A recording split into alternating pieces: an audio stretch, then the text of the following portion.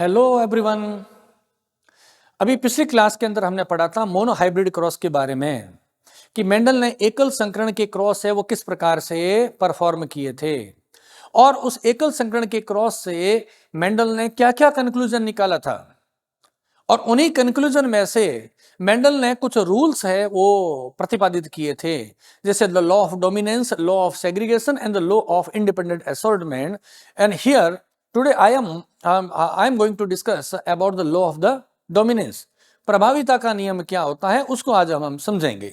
चलिए पहले टाइटल लिख देते हैं अपने, लॉ ऑफ डोमिनेंस। कि लॉ ऑफ डोमिनेंस क्या चीज होती है? Law of dominance, dominance word बना है डोमिनेंसी, डोमिनेंट, प्रभावी। लॉ ऑफ डोमिनेंस क्या कहते हैं? तो उस लॉ ऑफ डोमिनेंस को समझने से पहले हम क्या करते हैं, एकल संकरण क्रॉस को मैं अगेन यहां पर स्टार्ट करता हूं और उस एकल संकरण क्रॉस मोनो हाइब्रिड क्रॉस की सहायता से ही मैं अभी आपको प्रभाविता के नियम को समझाऊंगा कि लॉ ऑफ डोमिनेंस क्या होता है। तो सबसे पहले हम स्टार्ट करते हैं mono hybrid cross performed by the Mendel. देखिए मेंडल ने क्या किया था, आपने पढ़ा हुआ था कि मेंडल ने एक जो टॉल प्लांट है उसका क्रॉस कराया था ड्वार्फ प्लांट के साथ में। टॉल प्लांट का क्रॉस कराया ड्वार्फ प्लांट के साथ। और हम जानते हैं कि मेंडल ने एक्सपेरिमेंट किस प्लांट में परफॉर्म किए थे? Pisum sativum. पाइसम सेटाइवम को हम क्या कहते हैं? मटर कहते हैं। मटर के पादप में प्रयोग किए थे। मटर के पादप में पी प्लांट में जो टॉल प्लांट है उसकी हाइट होती है लगभग 6 फीट होती है और height of the dwarf plant is approximately 1 feet, approximately 1 feet होता है। चलिए तो यहां पे मेंडल ने ये बताया कि ये जो टॉलनेस है किसी भी प्लांट के लंबेपन का करेक्टर है, हाइट का जो करेक्टर है वो उसका जीनोटाइप क्या होता है? Capital T. और ड्वार्फनेस है उसका क्या होता है? Small T. मैं अभी आपको फिर बता देता हूं। लॉ ऑफ डोमिनेंस को मैं अभी थोड़ी देर बाद में एक्सप्लेन करूंगा, उससे पहले हमें एक बार के लिए मोनो हाइब्रिड क्रॉस को समझना है। इसको समझेंगे तो हमें लॉ ऑफ डोमिनेंस अभी समझ में आ जाएगा। तो मैं इन शॉर्ट में चल रहा हूं मोनो हाइब्रिड क्रॉस के बारे में। हमने कहा ये है टॉल प्लांट है, ये हो गया ड्वार्फ प्लांट है। और मटर के पौधे कैसे होते हैं? डिप्लोइड होते हैं। डिप्लोइड को हम क्या बोलते हैं? द्विगुणित बोलते हैं। जैसे ह्यूमन में क्रोमोसोम्स होते हैं 46, इसको हम बोलते हैं डिप्लोइड नंबर बोलते हैं। अब जब ये जो प्लांट है और ये वाला ड्वार्फ प्लांट है, दोनों में गैमेटोजेनेसिस होगा। तो गैमेटोजेनेसिस से गैमेट हम जानते हैं कैसे होते हैं? हैप्लॉइड होते हैं। तो मेल प्लांट और फीमेल ने क्या बनाया है? हैप्लॉइड गैमेट्स बनाए हैं। तो मैं यहां पर लिख देता हूं हैप्लॉइड। हैप्लॉइड यानी कि अगुणित संख्या बोलते हैं। और ये क्या चीज है? ये है इसके गैमेट्स हैं। हम जानते हैं during the sexual reproduction all the animal और the plant produce the gametes. And what is the gametes? Gametes is a haploid cell participating into the fertilization. वो अगुणित कोशिका जो निषेचन में भाग लेती है। एनिमल्स की बात करूं तो मेल गैमेट क्या होता है? शुक्राणु होते हैं। और अगर एनिमल में फीमेल गैमेट की बात करें तो अंडाणु होते हैं। तो यहां आपने पढ़ा हुआ है कि पोलिनेशन कैसे होता है और प्लांट्स में सेक्सुअल रिप्रोडक्शन कैसे होता है। उसका हम डिटेल डिस्कशन नहीं करेंगे क्योंकि वो दूसरा चैप्टर होगा। तो हमने कहा ये दोनों जो गैमेट्स हैं वो आपस में क्या होंगे? फ्यूज हो जाएंगे और फ्यूज होकर के क्या बना लेते हैं? एक नया प्लांट। उसमें इस दोनों गैमेट्स का फ्यूजन हो गया है, एक नया प्लांट बन गया है। और इस प्लांट को हम बोलते हैं F1 जनरेशन। ये क्या है? पौधा है, F1 जनरेशन का पौधा है, F1 पीढ़ी बोलते हैं। और यहां पे F1 का मतलब क्या होता है? F का मतलब होता है फीलियल, फर्स्ट फीलियल जनरेशन कहते हैं। अगेन मैं कुछ और चीजें पहले क्लियर करता हूं फिर हम डिस्कशन करेंगे इसके ऊपर। मेंडल ने कहा कि ये जो टॉल और ड्वार्फ प्लांट में जब हमने क्रॉस कराया था, F1 जनरेशन में जो प्लांट्स हुए थे ये कैसे हुए थे? टॉल प्लांट ही उत्पन्न हुए थे, टॉलनेस। बस यहां से हम चीजों को समझना शुरू करते हैं कि लॉ ऑफ डोमिनेंस क्या कहता है। सबसे पहली बात को इजीली देखें। The all the characters has two और मोर कॉन्ट्रास्टिंग कैरेक्टर्स, ट्रेट्स बोल सकते हैं। कोई भी लक्षण होता है उसके दो विपर्यासी लक्षण होते हैं। शब्दों को टेक्निकली समझिएगा। I am here talking about the single character that is the height of the plant. यहां पे मैं एक सिंगल कैरेक्टर की बात कर रहा हूं प्लांट का, और वो क्या है? सिंगल कैरेक्टर है हाइट। ये हाइट क्या है? प्लांट का एक कैरेक्टर है, प्लांट का एक कैरेक्टर है हाइट। Okay, height. और हाइट के दो फॉर्म होते हैं, हाइट के दो फॉर्म हो गए, एक हो गया टॉल और दूसरा क्या है? ड्वार्फ। हाइट के दो हो गए, फॉर्म हो गए, दो रूप हो गए ऊंचाई के, एक लंबा दूसरा बोना। ये जो लंबा और बोना है इसको हम क्या बोलते हैं? इन्हें हम कहते हैं कॉन्ट्रास्टिंग ट्रेट्स। इनको हम क्या बोलते हैं? Contrasting traits. हिंदी में कहते हैं विपर्यासी लक्षण। ठीक है, तो आपने पढ़ा हुआ है कि मेंडल ने 7 जोड़ी विपर्यासी लक्षणों का सिलेक्शन किया था। The Mendel selected 7 pairs of contrasting characters and he studied about the 7 different characters of the plant. है ना, यहां पर हम उसका डिस्कशन नहीं करेंगे। हमने ये कहा कि ये एक कैरेक्टर है, प्लांट की हाइट एक कैरेक्टर है, उस एक कैरेक्टर के दो रूप है, एक लंबा और एक बोना। लंबापन और बोना इसको कहते हैं हम विपर्यासी लक्षण कहते हैं, कॉन्ट्रास्टिंग कैरेक्टर कहते हैं। यहां से आपको ध्यान से सुनना है, लंबापन और बोनापन। पहला पॉइंट ध्यान रखें, मेंडल ने क्या कहा था लॉ ऑफ डोमिनेंस में? मेंडल ने लॉ ऑफ डोमिनेंस में कहा था कि each contrasting trait is controlled by a particular factor. लिखता हूं यहां पे, मेंडल ने क्या कहा? मेंडल ने कहा each contrasting trait is controlled by, determined by a specific factor. And here I am talking about the contrasting character tallness. Then factor is the capital T. This capital T factor determine the tallness of a plant. ये जो capital T एक कारक है जो पौधे के लंबे होने का निर्धारण करता है।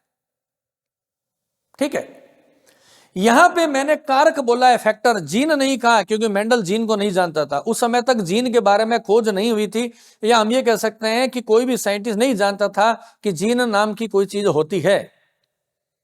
तो मेंडल ने कहा कि कोई कारक है ना, कि some of the factor that is responsible for the tallness of the plant. तो हमने कहा मेंडल ने कहा कोई भी कॉन्ट्रास्टिंग कैरेक्टर, यहां से देखिए लॉ ऑफ डोमिनेंस का रूल शुरू हो गया। Number 1 point, each and every contrasting character trait is controlled, is determined by a factor। यहां पर हुआ कैपिटल टी। सिमिलरली ये जो स्मॉल टी है, ड्वार्फ है, ये जो ड्वार्फ जो ट्रेट है इसका कंट्रोल भी कौन करता है? एक फैक्टर जिसको हम स्मॉल टी बोलते हैं। ये पहला पॉइंट है लॉ ऑफ डोमिनेंस का। क्या हुआ? पहला पॉइंट क्या हुआ कि each contrasting trait is determined by a specific factor. यहां पर मैं लिख देता हूं, आपको अलग से नोट करने की जरूरत नहीं पड़ेगी, यहां पर मैं लिख देता हूं।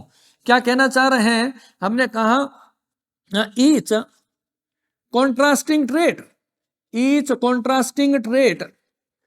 Contrasting trait is determined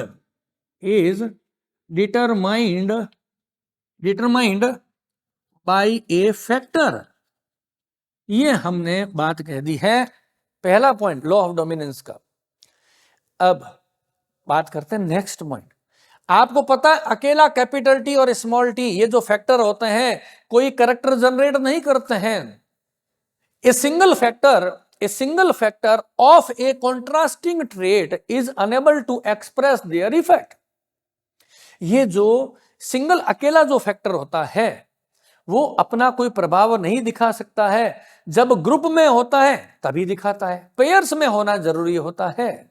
second point है इंपॉर्टेंट, जैसे मैंने कहा यहां पे टॉलनेस की मैं बात कर रहा हूं, तो हम ये कह रहे हैं कि या तो कैपिटल टी और कैपिटल टी आए पेयर्स में तो प्लांट लंबा होगा, या कैपिटल टी स्मॉल टी ऐसे आ जाए पेयर में तो ये प्लांट लंबा होगा।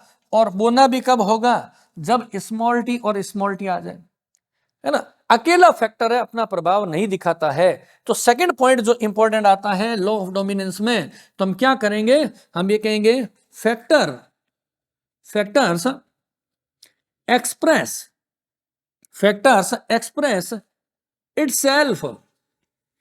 इटसेल्फ इन पेयर्स। जब ये पेयर्स में होते हैं, जोड़े में होते हैं, तभी अपना इफेक्ट प्रदर्शित करते हैं। अभी मैंने आपको केवल 2 पॉइंट कहा है। पहला पॉइंट क्या कहा, as per the law of dominance, कि किसी भी विपर्यासी लक्षण का निर्धारण करने के लिए स्पेसिफिक कारक होते हैं। The each contrasting trade is determined by a specific factor. Second point is this factor only express itself in the pairs. जैसे कि ये पेयर बन गया कैपिटल टी, तो ये टॉल हो गया, कैपिटल टी और स्मॉल टी बना तो भी ये क्या हो गया, टॉल हो गया। ये दोनों पेयर्स में होंगे तभी क्या होगा, कैरेक्टर जनरेट होगा, और यहां पर भी ये पेयर में होंगे तभी ड्वार्फ प्लांट जनरेट होगा। ये होगी 2 बातें। अब तीसरे पॉइंट में आते हैं, क्या कह रहा है मेंडल। देखिए इसी एक्सपेरिमेंट में देखो, यहां टेबल के अंदर मैंने क्या बताया है, कैसे कंक्लूजन निकाला। हमने कहा कि whenever we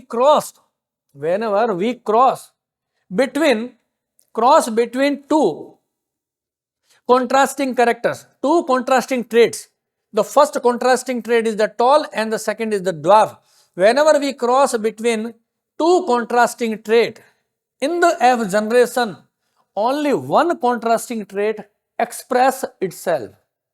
ध्यान से सुनने, जब कभी भी एक जोड़ी विपर्यासी लक्षणों के मध्य क्रॉस कराते हैं, लंबापन और बोनापन क्या है, विपर्यासी लक्षण है, इनके मध्य में क्रॉस कराते हैं, तो F1 पीडी में दोनों जनकों में से, दोनों पेरेंट्स में से केवल एक पेरेंट का कैरेक्टर ही डेवलप होता है।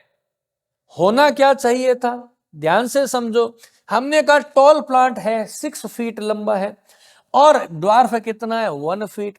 होना क्या चाहिए था, मेंडल ने क्या एक्सपेक्ट किया था, मेंडल ने ये एक्सपेक्ट किया था कि F1 जनरेशन में जो प्लांट उत्पन्न होगा वो इंटरमीडिएट नेचर का होना चाहिए था। एक्सपेक्ट किया था मेंडल ने इंटरमीडिएट, मतलब ये 6 फीट है या 1 फीट है या 4 या 5 फीट का होना चाहिए था, लेकिन ऐसा नहीं हुआ। only one trait between tallness and dwarfness, only one trait expressed in the F1 generation. माता पिता में से, दोनों पेरेंट्स में से, दोनों जनकों में से केवल एक लक्षण ही F1 पीडी में प्रकट होता है, जिसको हम डोमिनेंट या प्रभावी लक्षण कहते हैं। बहुत इंपॉर्टेंट पॉइंट आ गया। 3 नंबर पॉइंट की मैं बात कर रहा हूं यहां पे मेंडल के, मैं यहां पर लिख देता हूं 3 नंबर पॉइंट। हम क्या कहेंगे, ओनली सिंगल, या कह दें a, only single contrasting character, only single contrasting trait क्या कर रहा है,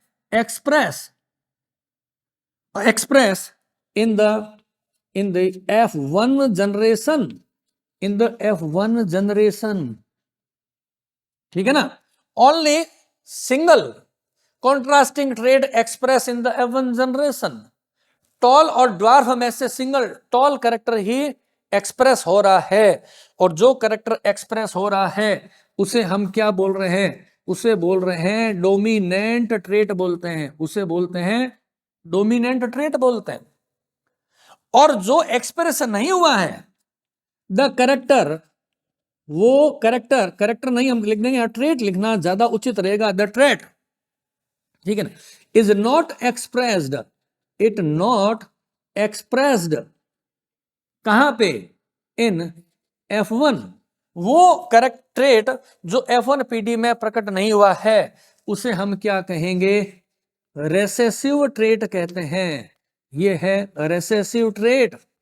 और इस एक्सपेरिमेंट में रेसेसिव ट्रेट कौन सा हुआ, ड्वार्फनेस, और डोमिनेंट ट्रेट कौन सा हुआ, टॉलनेस की बात होगी। अभी मैंने केवल 4 पॉइंट बताए हैं, आपको कंफ्यूज नहीं होना है। पहला क्या बताया, the each contrasting trait in the determined by a factor as per the Mendel, कि विपर्यासी लक्षणों का निर्धारण एक फैक्टर के द्वारा होता है, कारक के द्वारा होता है। Number 2 point, the factor express itself in the pairs. ये कारक जब जोड़े में होते हैं तभी अपना लक्षण दर्शाते हैं। जैसे कैपिटल टी टॉल हो गया, कैपिटल टी टॉल हो गया, स्मॉल टी ड्वार्फ हो गया। सिंगल फैक्टर अपना प्रभाव नहीं दिखाता है, पेयर्स में होता है तभी प्रभाव दिखाता है। ये भी पेयर में, ये भी पेयर में और ये भी पेयर में। तीसरा पॉइंट क्या था, only single contrasting trait. Tall और ड्वार्फ में से केवल एक लक्षण F1PD में प्रकट होता है, उसे डोमिनेंट कैरेक्टर कहते हैं। और जो F1 जनरेशन में एक्सप्रेस नहीं होता है उसे हम क्या बोलते हैं, रेसेसिव कैरेक्टर कहते हैं, ये अप्रभावी लक्षण कहते हैं। ये प्रभाविता का नियम है, दोनों में से एक अपना प्रभाव दिखाता है।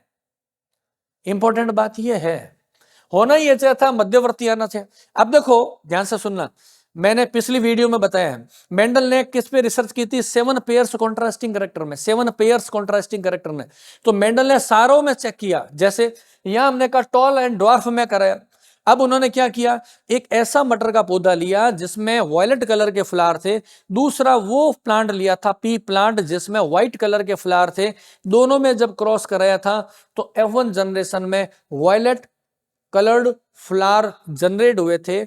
उसे हमें यह पता चला था कि वॉयलेट कलर क्या है, dominant over the white colour of the flower. Similarly the round SAP of the seed is dominant over the wrinkled seed of the P plant. यानी कि मटर के पौधे में बीजों की आकृति के आधार पे दो कॉन्ट्रास्टिंग कैरेक्टर होते हैं। On the basis of seed shape there are 2 types of contrasting trait, the first is the round shaped seed and the wrinkled seed. अब इसमें भी क्या है, राउंड शेप जो शेप है वो dominant over the wrinkled seed होता है। यानी कि all the 7 pairs of contrasting trait selected by the Mendels has the differentiation between the dominant character and the recessive character. It is the simple thing जिसको हम आराम से इसके अंदर समझ सकते हैं। अब ये जो रिजल्ट आ रहा था, इस रिजल्ट को हम और समझने की कोशिश करते हैं, जिसको मैं टाइटल के रूप में लिख देता हूं, explanation of the dominant character. ये डोमिनेंट कैरेक्टर है, इसका एक्सप्लेनेशन क्या है, क्या कारण है कि टॉल और ड्वार्फ में जब हमने क्रॉस कराया था तो F1 में टॉल बने थे। तो यहां पे मैं एक बार लिख देता हूं टाइटल के रूप में, explanation of dominancy. Explanation of dominancy, ये जो डोमिनेंट कैरेक्टर जनरेट हुआ है इसके पीछे हमारा एक्सप्लेनेशन क्या है। देखिए क्या होता है, डायग्राम में सब समझ में आएगा। हमने कहा कि ये जो कैपिटल टी और कैपिटल टी है, यानी कि हम बात कर रहे हैं जीन की बात कर रहे हैं। ये जीन किसकी है, टॉलनेस के लिए जीन, ठीक है। ये कौन सा कैरेक्टर जनरेट करेगी, टॉल। अब जीन खुद तो किसी के प्लांट को लंबा नहीं कर सकती है, gene is unable to make a plant tall by the stretching like the elastic और the rubber, it is not possible. ये जीन क्या करती है, this gene transcribe and the translated into an enzyme. ये क्या करेगी, एक बनाती है एंजाइम। एंजाइम हम कहते हैं functional enzyme. Functional enzyme, enzyme कौन सा, फंक्शनल है। ये जो जीन होती है वो क्या करेगी, gene in the present time we know about the gene. What is the gene? Gene is the segment of the DNA molecule. This gene transcribed into the RNA and that RNA is translated into the protein, that is an enzyme, and this enzyme is functional. ये enzyme क्या करता है, ये enzyme क्या काम करेगा, substrate को, एक सबस्ट्रेट है उसको किसमें बदल देगा, ग्रोथ हार्मोन में, ग्रोथ हार्मोन में बदल देगा। ये मतलब जो ग्रोथ हार्मोन है उसका सिंथेसिस हो जाएगा। अब जो ग्रोथ हार्मोन का सिंथेसिस होगा तो प्लांट क्या हो जाएगा, लंबा हो जाएगा, टॉल हो जाएगा। और ये जो स्मॉल टी जीन है, स्मॉल टी, ठीक है ना, ये टॉल है, कैपिटल टी, ये जो कैपिटल टी है, कैपिटल टी है ना, ये एंजाइम सिंथेसाइज करता है और ये एंजाइम है catalyse the metabolic pathway of synthesising the growth hormone. But small T hormone, जो स्मॉल टी है, ये मैं बात कर रहा हूं यहां पे, ये जो स्मॉल टी होते हैं जिसको हम बोलते हैं ड्वार्फ कहते हैं। ये ड्वार्फ क्यों हुआ? क्योंकि ये एक एंजाइम तो बनाते हैं परंतु वो एंजाइम कैसा होता है? नॉन फंक्शनल होता है।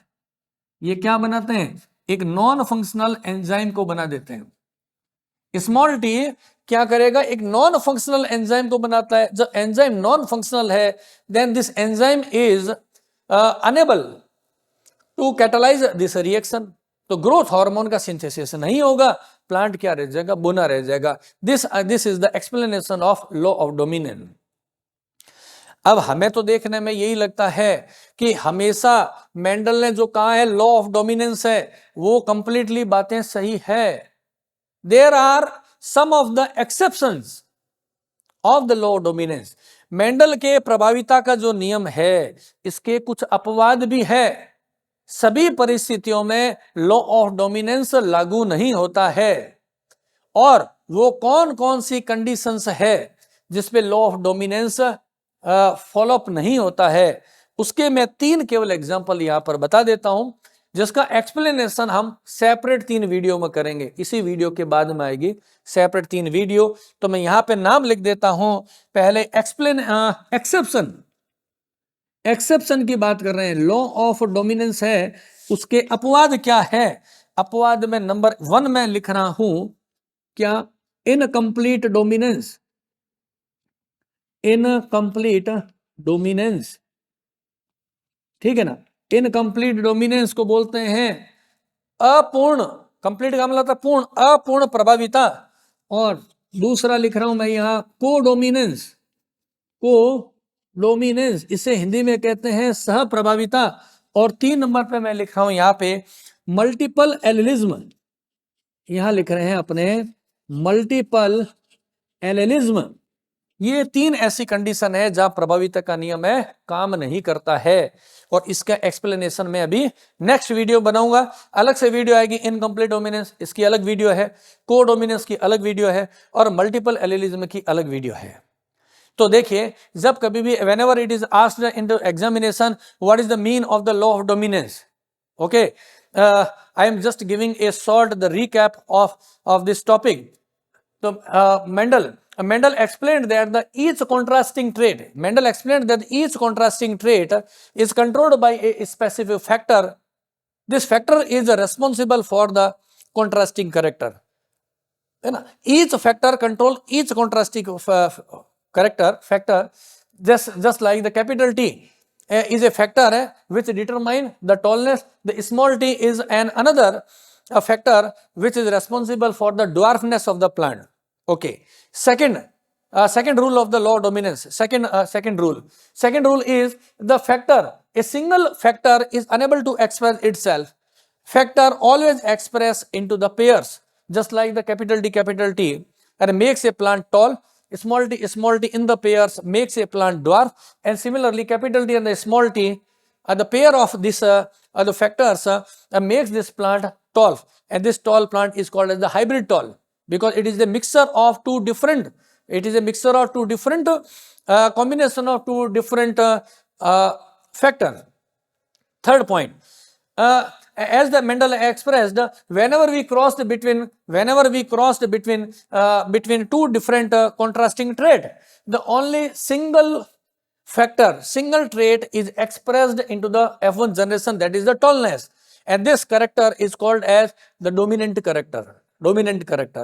The character which is expressed into the F1 generation is called as dominant character, and the character which is not expressed into the F1 generation, this is called the recessive character, recessive trait, which is the dwarfness in this experiment.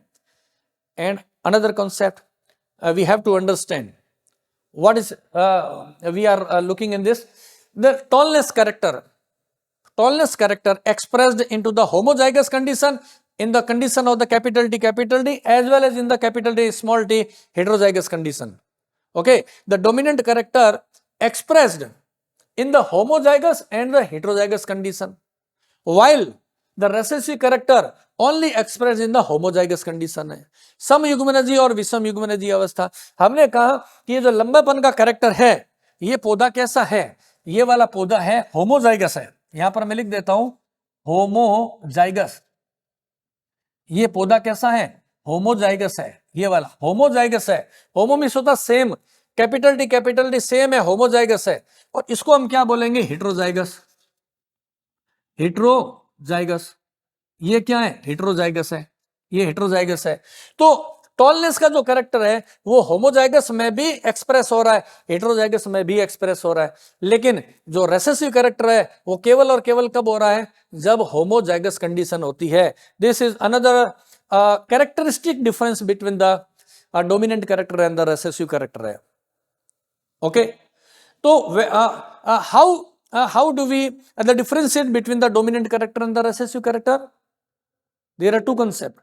First is the trait, the contrasting trait which is expressed into the F1 generation called as the dominant trait. Second concept is the dominant trait is the trait which can express into the homozygous and into the heterozygous. वो लक्षण जो कि समयुग्मनजी और विषमयुग्मनजी दोनों अवस्थाओं में प्रकट होता है उसे प्रभावी कहते हैं, और जो केवल और केवल समयुग्मनजी अवस्था में प्रकट होता है उसको अप्रभावी कहते हैं, या कहते हैं जो F1 पीढ़ी में प्रकट नहीं होता उसको हम अप्रभावी लक्षण कहते हैं। और ये मेंडल का जो रूल है 100% सत्य नहीं है, है ना। It is not the 100% applicable in all conditions, there are some of the exceptions. वो क्या है, इनकम्प्लीट डोमिनेंस अपूर्ण प्रभाविता, कोडोमिनेंस सह प्रभाविता, और मल्टीपल एलिलिज्म। ये क्या होते हैं ये हम आगे आपको समझाएंगे। चलिए नेक्स्ट अभी वीडियो देखेंगे हम किसके बारे में, इनकम्प्लीट डोमिनेंस के बारे में, अपूर्ण प्रभाविता क्या होती है। मेरे ख्याल से आप टॉपिक को समझ गए होंगे। इस वीडियो को आप बार बार देखेंगे, जब आप बार बार देखेंगे तो चीजें क्लियर होगी। ये जो मैंने बोर्ड पे लिखा हुआ है ना, जितना भी, अगर एग्जाम में आपको लिखना पड़े, डिस्क्रिप्टिव क्वेश्चन करना हो, तो आप पूरा जो मैंने यहां लिखा उसी को केवल आप एक्सप्लेन कर देंगे। जब कभी भी आपको क्या पूछा जाता है, डिस्क्रिप्टिव क्वेश्चन, और जब कभी ऑब्जेक्टिव पूछा जाता है तो हर कॉन्सेप्ट से एक ऑब्जेक्टिव क्वेश्चन बनता है। तो इसलिए केयरफुली ध्यान से इस वीडियो को वॉच करेंगे। और मैं फिर बता देता हूं, after the completion of this chapter A PDF, the short notes of the in the PDF format है, उसको मैं अपलोड कर दूंगा गूगल ड्राइव के लिंक के साथ में, फिर आप उसको देख लेंगे। Okay, thank you.